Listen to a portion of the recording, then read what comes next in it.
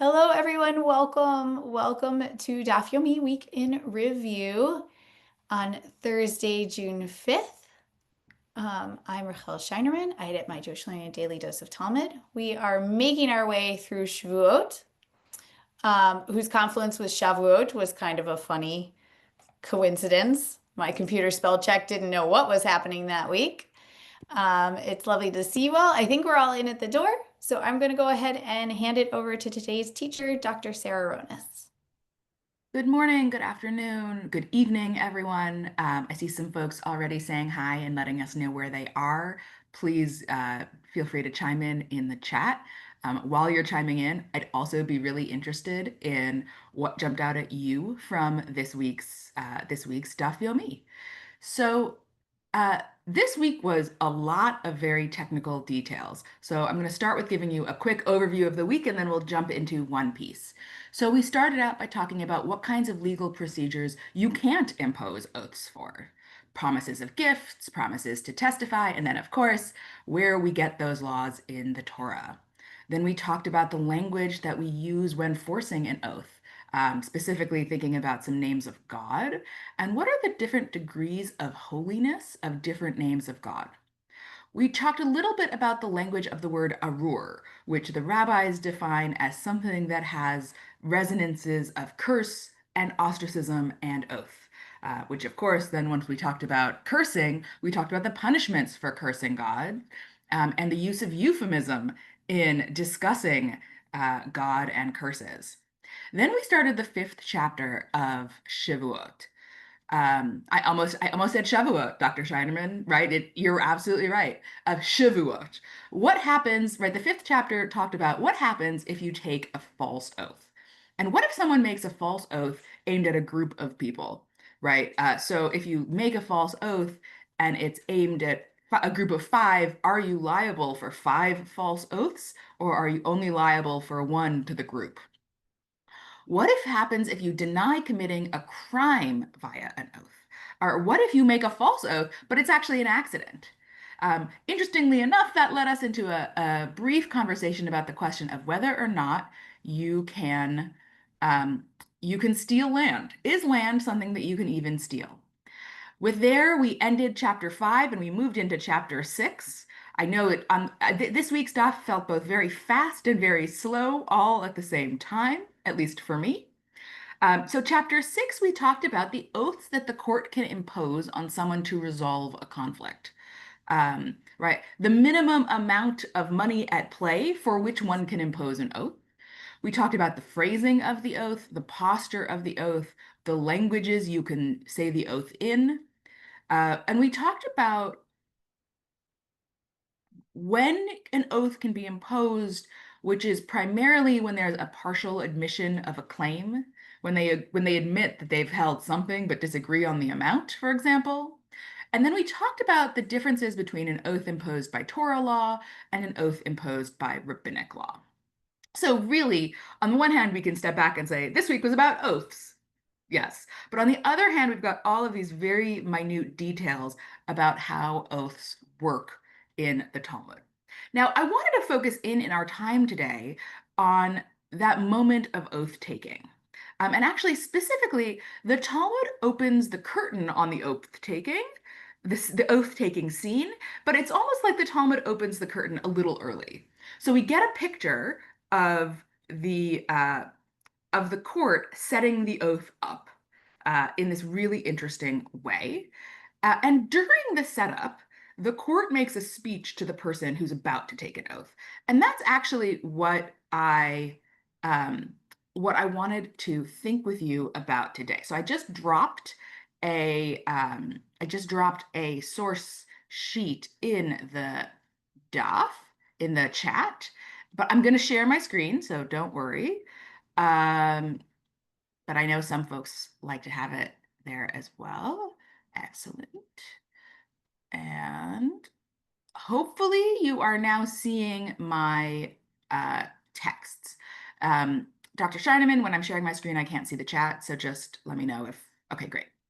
All right, so this is from see, I even wrote Shavuot. Oh my goodness, guys. All right, Shavuot 38b to 39a. And here is what the court says to the person that they're about to impose an oath on. They said to him, "Be aware that the entire world trembled when the Holy One, blessed be He, said at Mount Sinai, 'You shall not take the name of the Lord your God in vain, for the Lord will not hold guiltless one who takes his name in vain.'" So they're essentially, the court is making the person who's about to take an oath aware of a number of factors. Now, just so you know, the Talmudic discussion has the speech, and then interjected in the speech is a series of rabbinic discussions of parts of the speech. I wanted us to take a bird's eye view of the speech itself, so you can see periodically some ellipses. That's where I took out the later discussion, so we only have the original speech.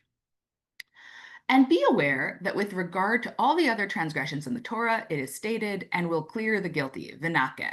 Whereas here, with regard to taking a false oath, it is stated, "will not hold guiltless," right? Meaning you will not be cleared fully.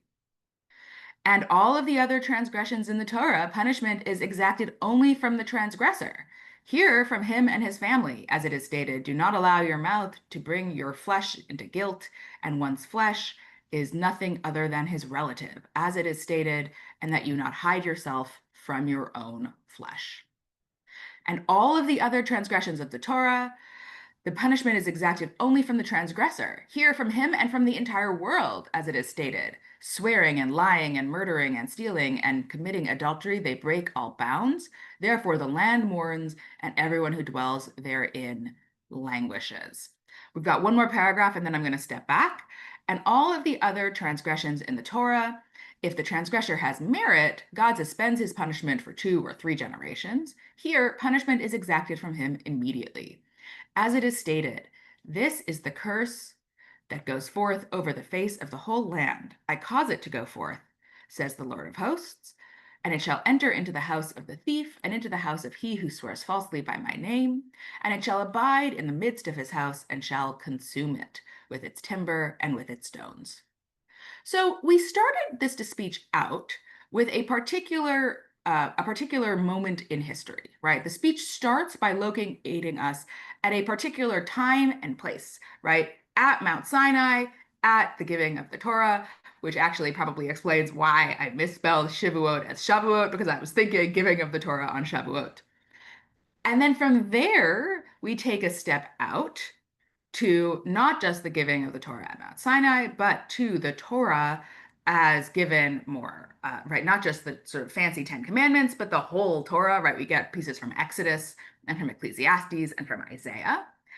And also, we step out from that particular individual standing at Sinai to them and their whole family. And then we take an even bigger step out from them to the whole world. And then from there, we move not only from them to the whole world, but throughout time. And then we move all the way back, right? We shrink back in to their actual house, right? So we've gone big, and then we shrink very much back in to very small, to in your generation and your house. So I'm curious, as you were reading this, what jumped out at you? Right. What did you notice about this speech? And you can put stuff in the chat, or if you want to raise your hand, I'm sure Dr. Scheinerman can find you and unmute you. Sure, thank you. Dr. Onis, you are a little bit ahead of us here.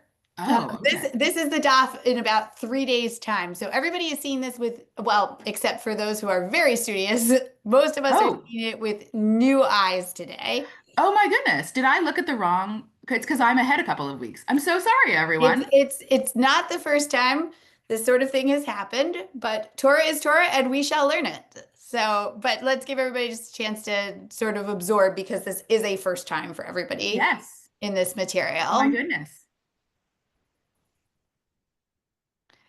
You Um, all, a piece of the pie that you are seeing behind this curtain is that we who write are usually about 2 weeks ahead.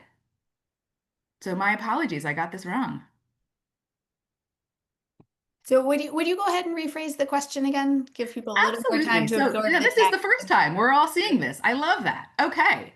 So, when the man is about, right, when the court is about to impose an oath on someone, um, they first give that person a speech. And this is the speech. And my question is, right, there's a lot of things that are happening in this speech. We're shifting between moments in time, historical moments to the future to the present. We're shifting around times and around space. So we start out really in one time and place. We extend to the family. We extend to the whole world. We move back to the house. And so right, those are some of the things that jumped out at me. But my question is really, what is jumping out at you from this speech?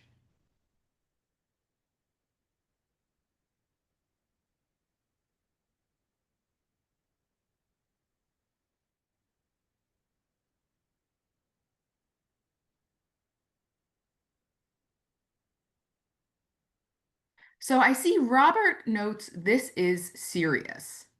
Absolutely. Right. And I think there's something really important here, right? It is pretty clear that they are trying to scare the pants off of this person.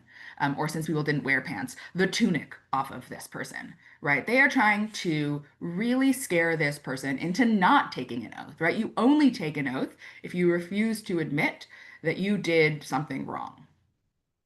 And so there is absolutely something here that is meant to really scare you. I'm also seeing just a question. Janine asked, is taking the name of the Lord in vain equivalent to taking an oath? Yes. One of the things that this section, which we did not learn yet, talks about is the ways that we use the name of God in taking an oath. This is the one time where you're supposed to actually swear by a name of God. And so if you're lying, you are absolutely taking the name of God in vain. And that I believe you actually did learn on page 35. So that's right. You learned about the name of God. Um, We have a couple of comments about how the impact is seen as widening and widening and widening to include the whole world. yeah, and And Leah remembers that earlier we saw a similar adjuration of witnesses. I want to say, Lynn, that was the sota, right? Am I completely off? It's been a while.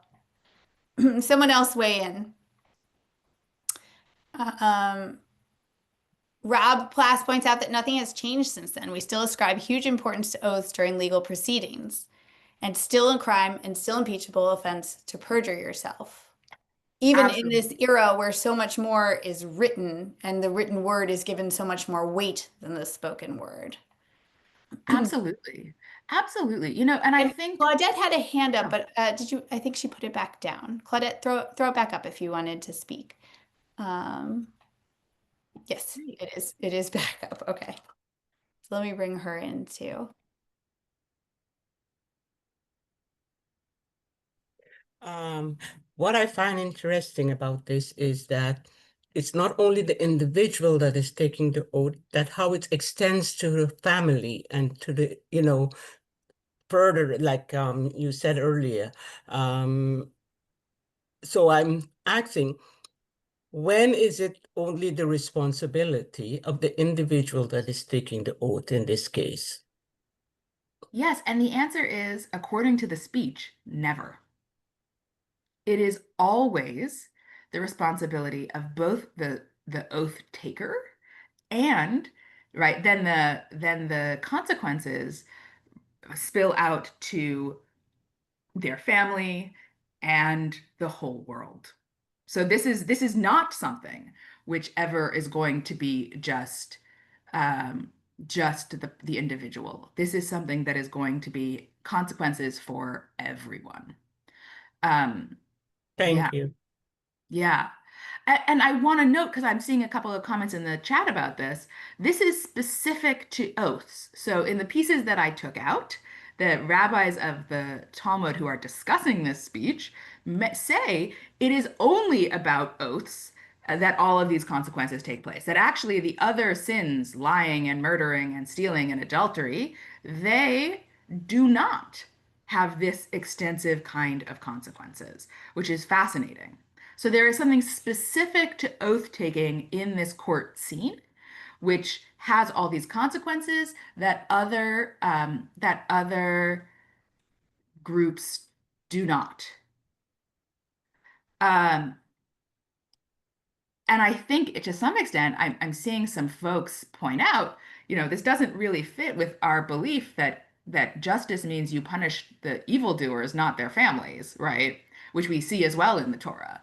And the rabbis here are going to discuss. I won't spoil it. I'm going to leave some of this coming week to your surprise. But the rabbis are going to talk about exactly why this happens, right? But there is this idea that they argue that in fact someone who takes a false oath, both they, their family, and the whole world are punished. Absolutely. Now, I want to point out one other piece of this, and then I'll jump back and ask for more of your thoughts. If we look at the verses that they state, one of the things that really struck me is the way that so many of the verses discuss land, right? That so much of this is about land, both starting with the land of Mount Sinai, then thinking about the land mourns and everyone who dwells therein languishes, right? We see that there. And then here, this is the curse that goes forth over the face of the whole land and into the house of the thief and the person who swears falsely, right? That there's this real impact on giving a false oath on land. And on the one hand, I think we often think about land as inanimate, right? So the idea that land is punished as well is sort of strange for many of us. And on the other hand, what's particularly interesting to me is that it's not necessarily, right? This is a speech that a rabbinic court could give anywhere, right? So we know that at the time when these are being written, there are Jewish communities in Babylonia, there are Jewish communities in Roman Galilee, there are Jewish communities in Egypt and in Rome, among many other places. And so you can imagine someone being given this speech at a rabbinic court outside the land of Israel. Right. But that's something about giving a false oath, right, which is not dependent on the temple, connects to land across the world. And that is a striking idea as well, right? Thinking about what does this have to do with land? And I want to note here, I'm seeing a couple of folks in the chat point out that in some ways this is connected to perjury, right? To thinking about to perjury, thinking about perjury not just as something which is, um, you know, an individual who's trying to, avoid punishment or get their friend off or whatever that might be, but perjury as a broader statement that you don't trust the justice system, that you don't believe that the justice system has the authority to decide based on truth, that you aren't owed, you don't, they aren't owed the truth, right? There's something here about a lack of respect for the justice system, and a prioritization of your self-interest over, what is supposed to be truth in a way that is toxic, right? And I saw a couple of folks point this out in the chat that is toxic, not just for you, but for society at large. And a society at large, which includes your family, the other people around you, and even the very land on which you live. And I think that idea of truth comes out even more fully in the next piece of the teaching. So at this point, the court has scared the tunic off of this oath giver, and if the defendant says at this point, "I will not take an oath," all right, you scared me, I'm not going to do it. The court dismisses him immediately, and he pays. Right? You only take an oath if you aren't going to pay. They say, "Okay, you don't have to take an oath. Now you got to pay." And if he says, "I will take an oath," the people standing there say to each other, "Depart, I pray you, from the tents of these wicked men, and touch nothing of theirs, lest you be swept away in all their sins." Now, this is interesting. The judges turn to each other and say, "We better get out of here because this is going to be bad. And if we are nearby, we're going to be caught in the crossfires." They don't actually leave. This is supposed to be like, they're performing fear for him. But they have to stay. They're the judges. But we see them saying, we know this is going to be really bad for us too, and we should not be here. Now, now we get to uh, the actual moment of the oath. He says yes. They say, okay, we better get out of here. And then they turn back to him and they give him one final speech. And when the judges administer the oath to him, they say to him, be aware that we administer an oath to you, not according to your understanding, but according to the understanding of the omnipresent and according to the understanding of the court. Right? Whatever you think truth is, right? Your truth, love that for you. That's not how this oath works. These oaths are administered, right? The meaning of the oath is not subject to the eye of, right? It's not in the eye of the beholder. It's in the eye of the omnipresent, the one who takes up all the space, and the court. So you can't sit there and say to yourself, oh, it's going to be true to me. Be aware you're swearing to something that there is an objective idea of truth here, and it is God's objective idea of truth. Okay, I see Leia's hand. Can we find Leia?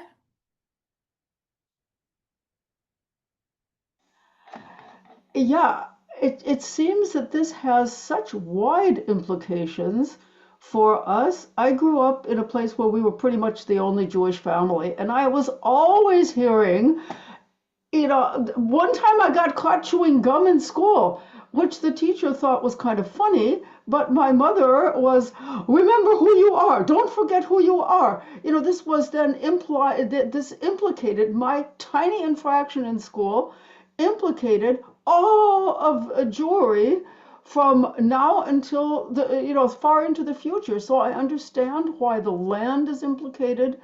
This goes out in concentric rings from the one person all around.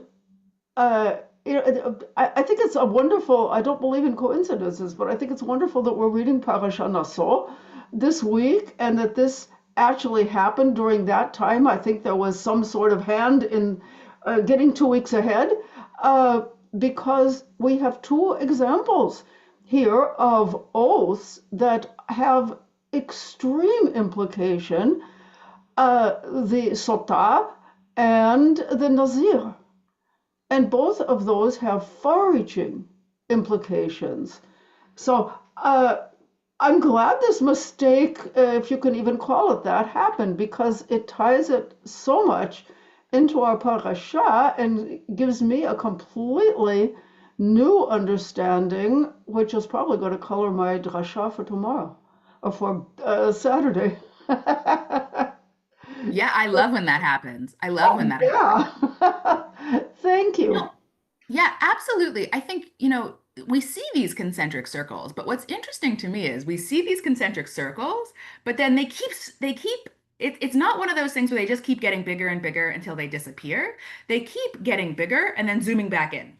So the whole world, but then let's talk about their house. All people, but then let's talk about the fact that the people who are standing in the court are themselves going to be, first hit if this person does something bad, right? If this person is lying.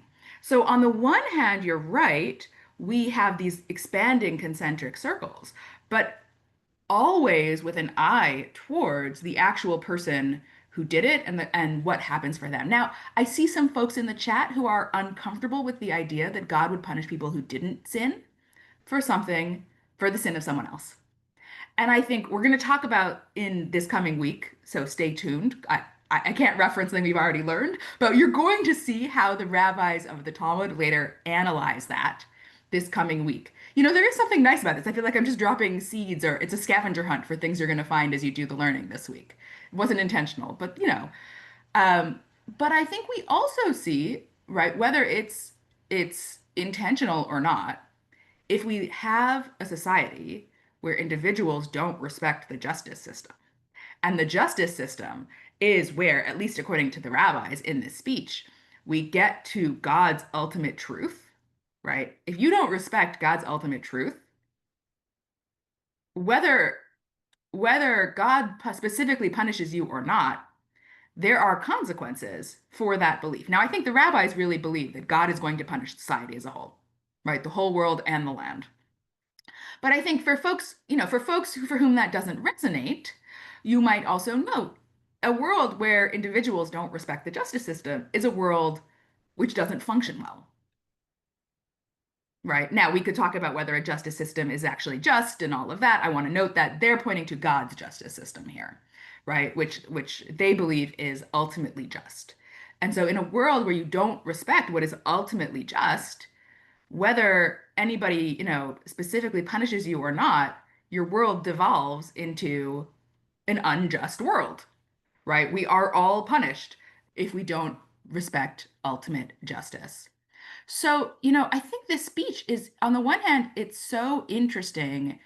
Um, you almost don't get the whole speech because when you're reading the Talmud, as you will this coming week, uh, it's interrupted by all of these really interesting discussions.